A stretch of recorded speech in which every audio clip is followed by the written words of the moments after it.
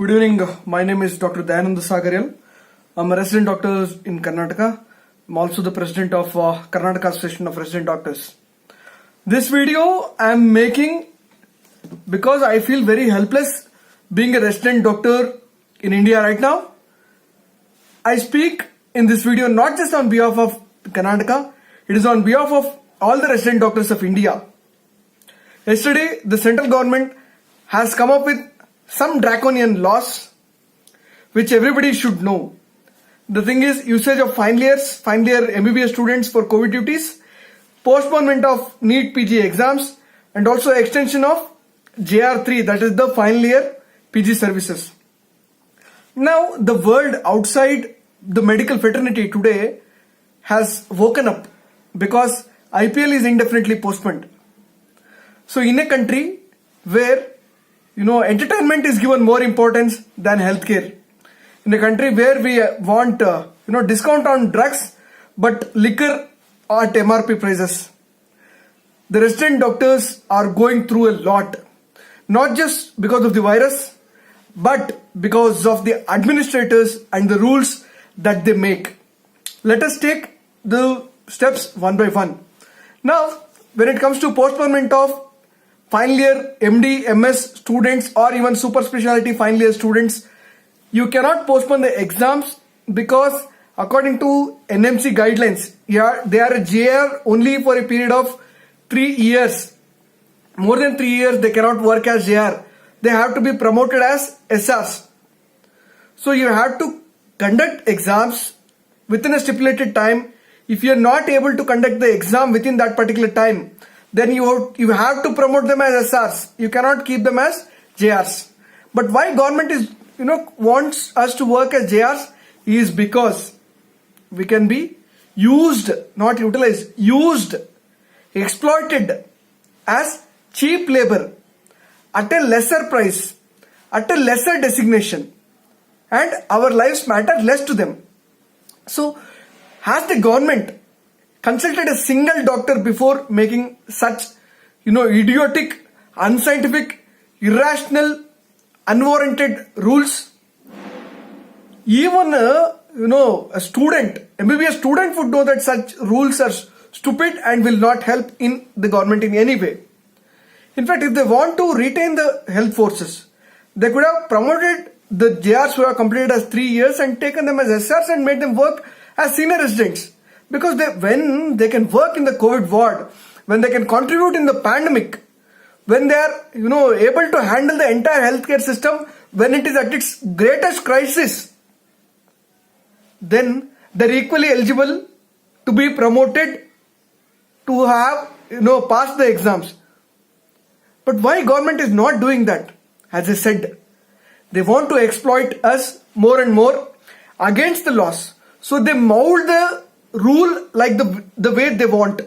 When you want them to work, so you will be a bonded labor, because JRship or PG life is a bonded labor. So they are making this as a bonded labor to exploit. Now let us come to the issue of postponing NEET PG exam. The rule makers or the decision makers have no clue or no idea. They are not at all aware of what an MBBS is, what NEET PG is, and what MDMS is. If at all anybody had any idea in the rule makers, they would not take measures like postponing exams indefinitely for 4 months. Somebody who has prepared exam for this particular exam, nearly around 2 lakh doctors who are preparing seriously since last 2 years, many of them preparing for last 3 years, at least 1.5 years. For them, you cannot tell we will give you 1 month time, you revise everything and come. For people of non-medical fraternity, let me tell you, this is the most competitive exam. Okay, though you may feel that UPSC has more competition, cracking a NEET PG is one of the toughest in the entire medical career. So if you tell you come and work for 4 months and then go back and read for 1 month, do you think they are going to do that? And the answer is a clear no. They would continue to read because whatever they have spent time for last 2 years, they don't want to ruin that even though they want to contribute. So what best thing they could have done? They could have conducted the exam. They could have, once they conduct the exam, students would not be, burdened by the academic burden about the studies, about their preparation. They need not have to worry. Once the exam was over, they could have come back and served. Or even they could have hastened the counseling process. If they did the counseling process, students would join all over the medical colleges in the entire country. They would contribute there. And then, the students who are not able to crack the exam and get a seat, they could have been used as non-academic junior residents across the country. But however, Government of India has come with stupid rule saying that, they would give you 100 days, Sanman certificate or something. I am telling you on behalf of all resident doctors of India, from Resident Doctors Association, we will give some Sanman certificate to our Honorable Prime Minister if you invest 100 days in healthcare system. Uplifting healthcare system, if you dedicate yourself for 100 days, we will give you some Sanman certificate which you can utilize further. Now, you need to also understand the mindset of the NEET PG aspirants. Now, neither can they study nor they can come and work. Because when it comes to coming and work, though they want to contribute, whatever they have read, they would not be able to revise within a period of 1 month. So, the exam was scheduled on Jan, let me tell you. But the government then postponed the exam without any definitive reason to April 18th. Now, from April 18th, they said exam would be in June. And from then, now they are telling it will not be conducted up till September. So, what kind of rule makers are you? If you're not thinking of the future consequences, how can you form such draconian rules? You could have finished the exam. Once the exam anxiety is over, all of them would be happily coming and working here. But you didn't give them a chance to work. And also now probably you have a threatening tone when you tell that you should have that 100 days certificate with you. It will give preference. Are you telling that if they don't have 100 days certificate, they are not eligible to write the exam? Is it what you are telling? Now when it comes to the final year MBBS students being utilized for services, why them? They do not have a degree yet. They do not have been exposed to, forget about COVID, non-clinical, non-COVID services only, clinical non-COVID services only, they have not been exposed adequately. They are like any other students, But why you want to take them and not recruit new appointments? Why? Is it because, again, as I said, cheap labor? Government treats MBBS students' life is inferior to any other human beings. Like not just a doctor work. There are so many work, no? Logistical work is there. Coordination work is there required. Okay, we need, ward boys here. We need, so many. Why don't you recruit IITs? You can recruit IIT students, IIM students. So that all the non-clinical work, clerical work can be get done by them. Do you do that? No, you don't do that because you don't have spine. You don't have guts. But what you have is the soft target. That is the resident doctors. Now, final year MBBS students who are not qualified to become a doctor, how do you expect them to work in a COVID ward like a doctor? How do you expect? Tell me. So it is just that that they can be exploited. That since they are, youngest doctors, you may pay very nominal to them or you may not pay at all. And if you tell working in COVID is compulsory to pass final year exams, so they will be made to work. That is the cheap trick that you are using. Dear Government of India, it is the cheap trick that you are using. When it comes to uplifting healthcare system, do you actually have, if 2 lakh doctors, come to work, the NEET PG aspirants, do you actually have enough infrastructure to provide facility for the 2 lakh doctors? Or do you have any guidelines on how to stepwise implement these rules that you have made? You have no answer.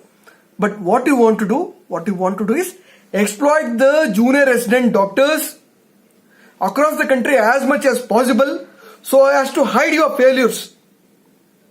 You want to bring in more, resident doctors in the upfront so that you can hide behind them. Your failures can be masked by them. This is such a cheap gimmick that you are playing. Now, when it comes to upliftment, what you could have done? You could have paid a very good risk allowance to resident doctors. You could have passed the final years and said, do not worry about exams and academics. This is a lifetime battle that you and we are fighting together. We will pay you accordingly for the services that you are doing. You do the job, we will support you. That you could have done. You are not doing that. You could have provided, a uniform residential scheme across India, because everywhere they are doing COVID duty. A doctor in Karnataka gets a pay of around 30 to 35,000. A doctor in Delhi gets a pay of around 90,000. A doctor in Tamil Nadu gets a pay of around 31,000. A doctor in Himachal Pradesh gets something. This inequality, that you are creating, that you could have normalized. The dignity of labor, all the COVID work, just because we are a resident, just because we are doing MD and MS, you are exploiting us by making us do COVID duty. It is a national service, national, work that we do at the crisis. But have you paid a single rupee incentive anywhere? A deserving incentive? Because it is of our academics that we are doing this. Have you paid a single rupee incentive? Anatomy PG, who took the PG to teach the students, is put to COVID ward. She is exposed. A pharmacology PG, who thought she would do a 9 to 4 PG life, is put on night duties.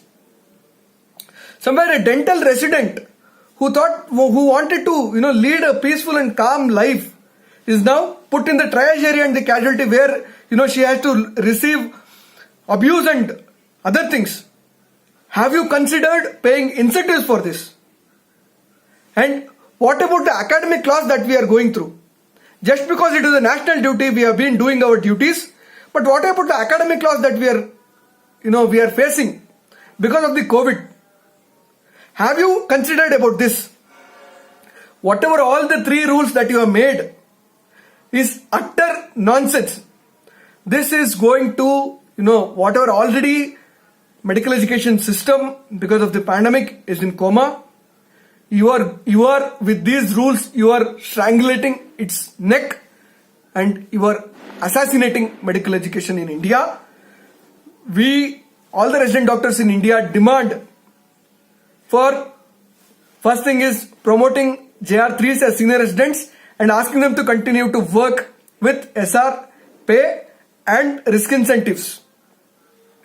And we want you to conduct NEET PG exams so that we get enough pool of resident doctors who have already written exams and who could not clear NEET and get a seat for them. We want them to recruit them as non-academic JRs. Before taking final year MBBS students, you recruit more doctors. You offer them pay and you recruit more doctors. Don't, play with the lives of innocent MBBS doctors. We hope it reaches till the PMO office. Please share this video with everyone. The thing is, more than the pandemic, these rule makers and their moronic and horrifying rules troubles the resident doctors in India. Share this video as much as possible until it reaches probably the rule makers, the PMO and other people with the hashtag Save Medical Education. Thank you.